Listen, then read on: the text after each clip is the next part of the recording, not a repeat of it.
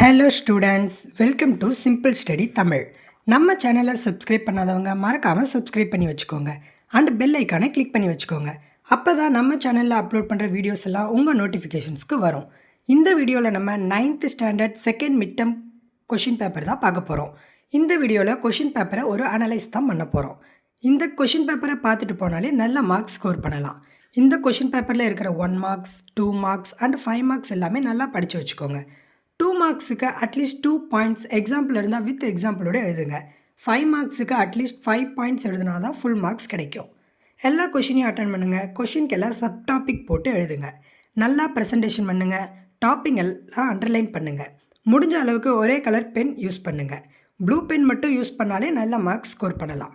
இதே உங்கள் school 2 Benz allow பண்ணால் 2 பென்ஸ் யூஸ் பண்ணுங்கள். ஆனால் எந்த ஒரு ஸ்டிக் பென் போன்றவற்றை யூஸ் பண்ணாதீங்க.